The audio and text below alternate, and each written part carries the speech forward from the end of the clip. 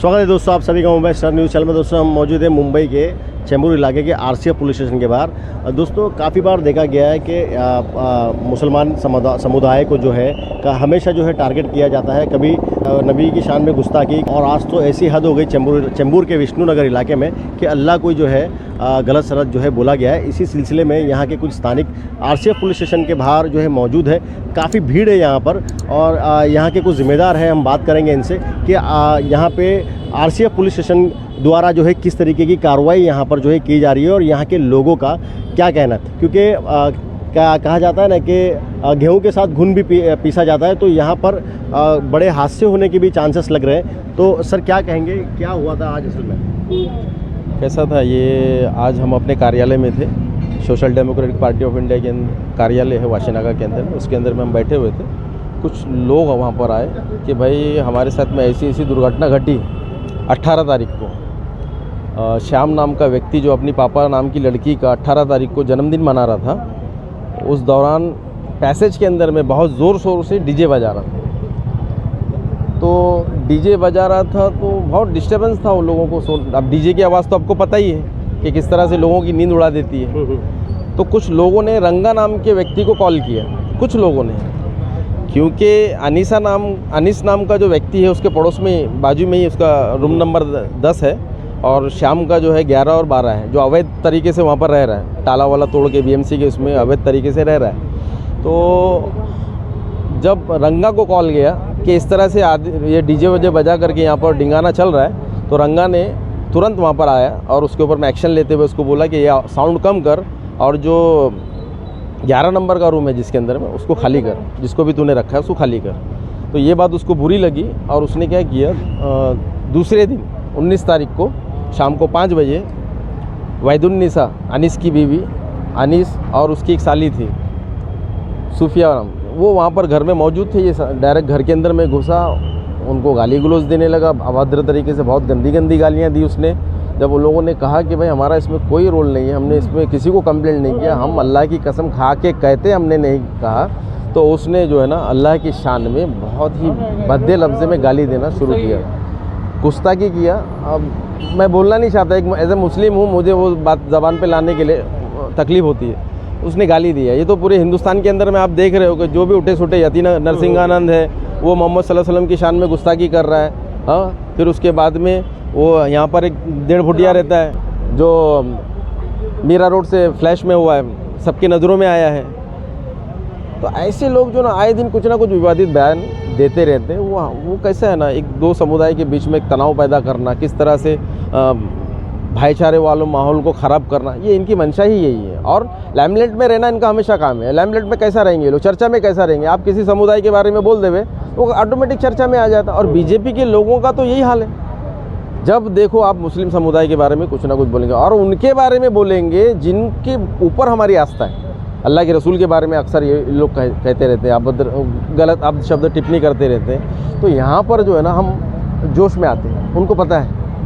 लेकिन वाशीनागा के अंदर में जो सूझबूझ रखने वाले लोग हैं, यहाँ पर जो अमन भाईचारा रखने वाले लोग हैं, वो इनके बहकावे में बिल्कुल भी आने वाले नहीं हैं। मैं इनको एक बात स्पष्ट कर देना चाहता हूँ, यहाँ पर हमेशा से भाईचारा वाला माहौल रहा है और जब तक यहाँ के वो जिम्मेदार जिंदा है और वो तब तक वो माहौल बना रहेगा। और इसके ऊपर में संज्ञान लेने के लिए यहाँ की social democratic party of India भी मौजूद है, क्योंकि हमने अक्सर देखा है तनाव भरा माहौल बनाना बीजेपी का काम है और उनके चेले चपाटे यहाँ पर भी मौजूद हैं वाशीनागा के अंदर में। वैसा नहीं है कि कोई पहली घटना है, 2017 के अंदर में भी इस घटना को अंजाम दिया गया था। इसी वाशीनागा के रोड पर डीजे बजा करके लोगों ने अल्लाह की शान में गुस्ताखियाँ की थी। उस टाइम पे भी हम आगे आए थे और इन लोगों को सबक सिखाया था। उस टाइम पे भी 295A के तहत इनके ऊपर में मुकदमा दर्ज किया और ये महीना 1.5 महीना जेल में रह कर के आए।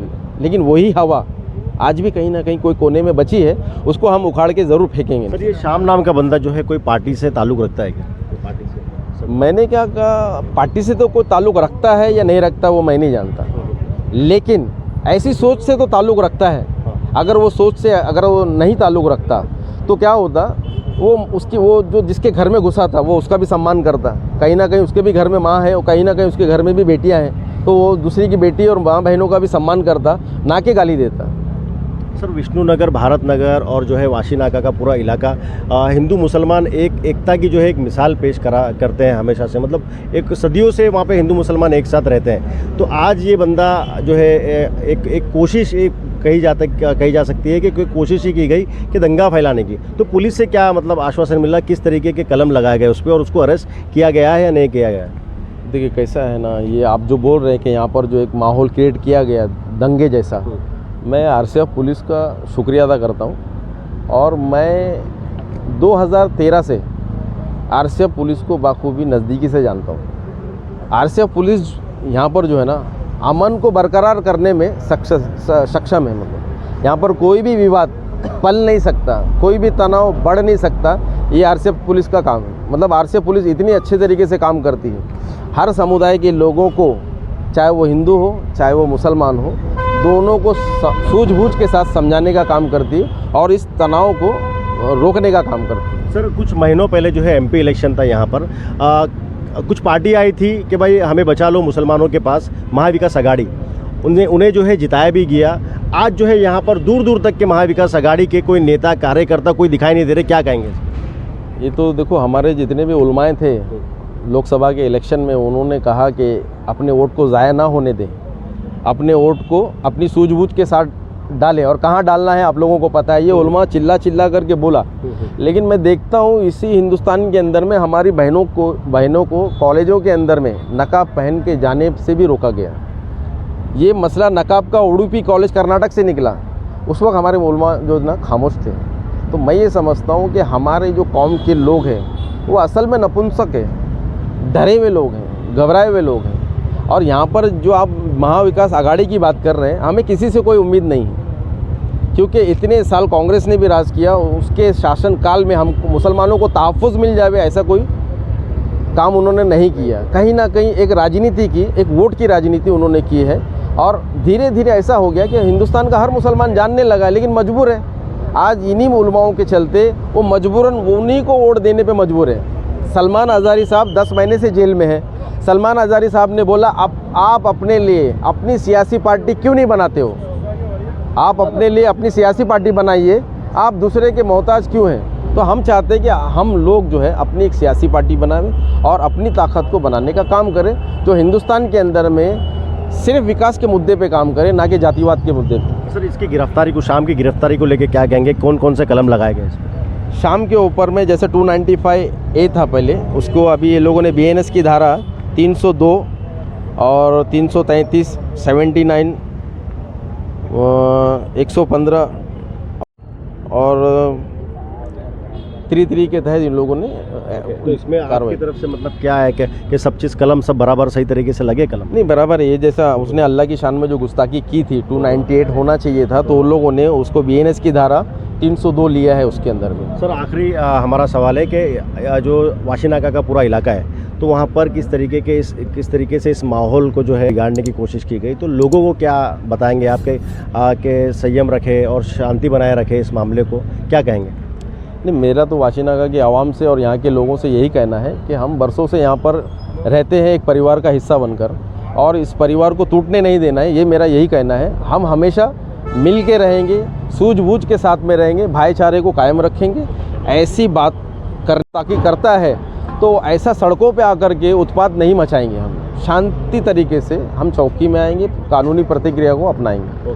आपका नाम बताइए, कहाँ पर रहते हैं आप? विष्णुनगर में रहती हूँ। आपका नाम? वहीदुन्निसा। क्या हुआ था, क्या पूरा मामला? रात में वो लोग ड्रिंक करके मेरे घर में आ गए। मैं बच्चे लोग को स्कूल से लेकर आई, बोलने लगे कि तुम लोग ने रंगा भाई को बोले कि हम लोग स्पीकर बजाते। मैं बोली मैंने नहीं बोली। मेरे बच्चे को मारे, मेरे हस्बैंड को मारे। इन लोग की दिन पे दिन कभी भी दिल बोलता है दादागिरी आती है, घर में घुस जाते, गाली गलौज करते, धमकी दे रहे कि तुम लोग अभी चौकी जाओगे तो फिर तुम लोग का मर्डर कर देंगे, तुम लोग के बच्चे नहीं बचेंगे। ऐसा सब बातें करता है वो। बोलो ये रंगा भाई कौन है? आपने क्या ऐसा कंप्लेंट, मतलब वो जो बोल रहे हैं, क्या आरोप क्या लगा रहा है? आरोप ये लगा रहा है कि रंगा भाई को मैंने बोली कि वो स्पीकर बजाता है, तो मैंने बोली कि मैंने ये बात नहीं बोली रंगा भाई को, और रंगा भाई ने भी बोले कि मैंने ये बोली नहीं है कि स्पीकर का, तो बोले तू बोली ये करके। वो ऐसा सब बात हो रही थी, तो ज़बरदस्ती का घर में घुस के गंदी गंदी गाली देने लगा। फिर उसके बाद में अपने बेटा बेटी लोग को बुला के मेरे हस्बैंड को, मेरे लड़के को मारने लगाया। फिर उसके बाद सुबह दोपहर में भी आके बोलता है तुम लोग पुलिस चौकी जाओगे तो तुम लोग का मर्डर कर देंगे, ऐसा कर देंगे वैसा। अभी यही डर लग रहा है कि अभी जाएंगे रात में हम लोग घर पे रहेंगे, हम लोग का क्या होगा, कोई सेफ्टी है? रंगा भाई कौन है, क्या करते हैं? रंगा भाई बता। ना ईगल जो है ना सेक्रेटरी, उसमें काम करते हैं। और ये शाम जो है ना वो भाई बोलता है। तो ये बेटा मतलब हाँ भाई है। वो 2 रूम जो है ना बीएमसी का रूम है, अलाउटमेंट नहीं है, इनलीगल रूम है। वो ताला तोड़ के उसमें ज़बरदस्ती रह रहा है वो।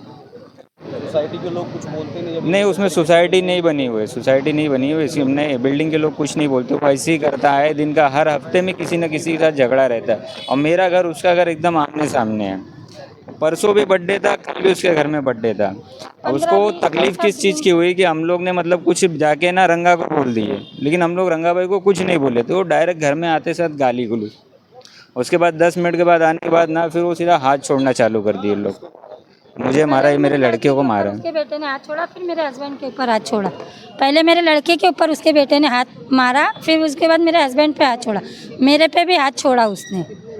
वो 15-15 लोग थे, जिसमें तेजू करके है, पापा है, बाबू है, श्याम है, उसकी औरत फज्जो, उसकी बहू अक्षरा, और वो रश्मि करके एक आती है, वो ये और भी लोग थे। उन लोग का नाम तो मुझे पता नहीं है। अल्लाह की शान में गुस्ताखी मैं वो मेरे को बोला तूने बोली, तो मैं बोली मैंने अल्लाह कसम मैंने नहीं बोली। तो उसने ना अल्लाह के ऊपर से बहुत गंदी गाली दिया। तो आपने इसके बाद पुलिस स्टेशन आए थे क्या? मैं रात में उन लोग ऐसा बाहर करके रखे थे कि हम लोग का मौका नहीं। मेरे बच्चे इतने डर गए थे, मैं ऊपर जाके मेरे बच्चे लोग को सुलाई हूँ। मतलब अभी आप पहली बार भी पुलिस ने मामला दर्ज कर लिया? हाँ, पूरा दर्ज कर लिए। कितने लोगों का नाम है इसमें 8 जन का नाम है, 8-9 लोग का। आपकी और लोगों के बीच में कभी इसके पहले हाँ, इससे पहले भी वो 2-3 बार कर चुका है। बाद में माफ़ी मांगा, रंगा भाई ने बोल के माफ़ी करवाए, लेकिन ये कल कुछ ज़्यादा ही कर दिया उसने। तो ये लोग क्या पार्टी के मूड में थे, नशे में थे? हाँ, पूरा ड्रिंक। जितने लोग भी थे, बाहर की लड़की को लड़के लोग को बुला के ना पैसेज में, आप पैसेज का कैमरा चेक करना, रोज़ रात में पर डे 15 दिन 15 जन 10 जन सब ड्रिंक करते हैं।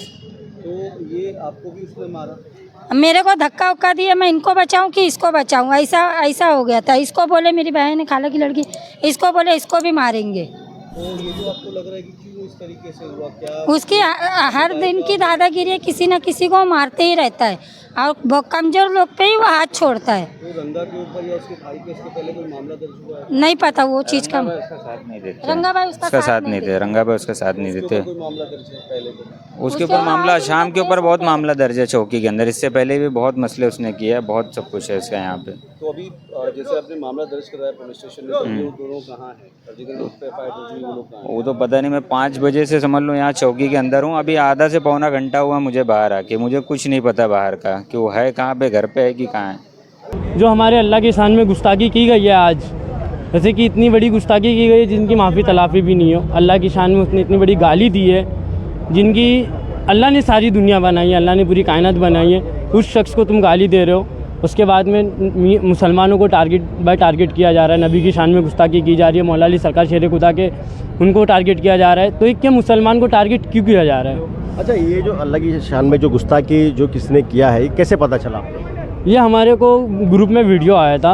हाँ जी, हमारे को ग्रुप में वीडियो आया था, और उनका नाम शाम है। कहाँ पे रहता है? ये विष्णु नगर में रहते, 8 नंबर बिल्डिंग में, रूम नंबर 12। अच्छा, पहले कभी ऐसा जो है वाकया हुआ था कि विष्णु नगर चेंबूर इलाके में ऐसा कभी पहले हुआ था वाकया? नहीं, ऐसा वाकया कभी हमने सुने नहीं है। ऐसा विष्णु नगर में या चेंबूर में हमने कभी ऐसा वाकया सुने नहीं है। ये पहली केस है हमारे विष्णु नगर में जो अल्लाह की शान में उसने गुस्ताखी की, अल्लाह की शान में उन्होंने गाली दी है। तो इसलिए हम सब नौजवान, विष्णु नगर एक ऐसा इलाका है जहाँ हिंदू मुस्लिम जो है साथ में मिलजुल के रहते हैं। तो अब जो है अचानक से ये शाम नाम का बंदा इस तरीके की भाषा उपयोग करता है, मुस्लिम समुदाय के लोगों को एक ठेस पहुंचाने की बात कर रहा है। तो उस पर जो है आरसीएफ पुलिस स्टेशन में आप लोग ने कुछ मांग करने के लिए आए। आरसीएफ पुलिस से क्या आपको मतलब जो है आश्वासन मिला है? अभी तक के तो हमको आरसीएफ चौकी से अभी तक के कुछ कार्रवाई नहीं मिली है। उन्होंने आरसीएफ चौकी के जो पुलिस वाले हैं उनका कहना है कि हमने गिरफ्तार कर लिया है एक माले पे, लेकिन अभी तक ऐसा कुछ भी नहीं हुआ है। क्योंकि यहाँ पे जो हमारे 9 मुसलमान भाई है, जो दोस्त यार हैं हमारे, वो यहाँ पे 6 बजे से, उनका कहना है कि अब तक यहाँ पे कोई आया नहीं है, किसी को लेके आया गया नहीं है। तो ये जो है कि बहुत ही उनको सख्त से सख्त कार्रवाई होनी चाहिए उनके ऊपर, और वैसी कार्रवाई होनी चाहिए कि जैसा कि किया जा रहा है। और इनके ऊपर इनको इतनी पावर कहाँ से मिलती है? हमारा मानना ही है। इनको पावर इतनी कहाँ से मिलती है, तो इनके ऊपर वो कार्रवाई होनी चाहिए कि जैसा कि ऐसा कुछ मतलब किसी के धर्म के बारे में, किसी के खुदा के बारे में ना पूछे। किसी भी धर्म के बारे में, चाहे वो हिंदू हो, चाहे मुस्लिम हो, चाहे क्रिश्चियन हो, चाहे सिख हो, चाहे ईसाई हो, कोई भी धर्म हो, किसी भी चीज़ का कोई भी हो, तो करने से पहले वो इंसान 100 बार सोचे कि हम किन कौम को बोल रहे। मतलब जो है सरकार को एक कठोर मतलब एक स्ट्रॉन्ग कानून बनाना चाहिए इस चीज़ पे कि किसी भी धर्म का बंदा इस वाले धर्म के बारे में अगर कुछ गलत बोलता है तो उसके ऊपर सख्त से सख्त कार्रवाई होना चाहिए, चाहे वो हिंदू हो या चाहे वो मुसलमान हो। जी, चाहे वो हिंदू चाहे मुसलमान हो, सरकार जो है उनको तो कार्रवाई करनी चाहिए, लेकिन सरकार हमारी है कहाँ वैसी, हमारी सरकार वैसी है नहीं। हमारी सरकार को वो रहता है कि जब इलेक्शन आता है तो वोट मांगने झंडा लेकर पहुंच जाते हैं घर घर में, हमारे बड़ों हमारे भाइयों बहनों हमको वोट करो, हम सपोर्ट करेंगे आपको, हम सब चीज़ करेंगे। आज हमारे नबी की हमारे अल्लाह की शान में जो इतनी बड़ी गुस्ताखी हुई है, तो हमको तो यहाँ कोई पॉलिटिशियन या कोई भी हमको दिख रहा नहीं है यहाँ पे जो हमसे वोट मांगने आते, जो हमारे नेता आते हैं हमारे इधर पे। आज कोई भी नहीं है हमारे साथ, ना हमारे साथ नौजवान यहाँ खड़े, और नौजवान का खड़ा रहना भी बहुत ज़रूरी है। अच्छा, यहाँ पर जो है एक एमपी हमारे जो है जीत के आए, काफ़ी मुसलमानों ने उनको जो है जिता कर जो है लाया है, यहाँ से काफ़ी सपोर्ट मिला है एमपी को, अनिल देसाई को। तो वो उनसे कांटेक्ट कभी कुछ हुआ है क्या, इस बारे में बात हुई है क्या? अभी तक तो उनसे इस बारे में कुछ बात नहीं हुई है, और इस बारे में मुझे पता भी नहीं है उनसे कांटेक्ट हुई है या नहीं हुई है। ये नौजवानों मुसलमानों का जो हम लड़के लोग का यहाँ खड़ा रहना, ये जो आए हैं रोड पे जो उतरे, तो इनके पीछे इनका भी एक राज है।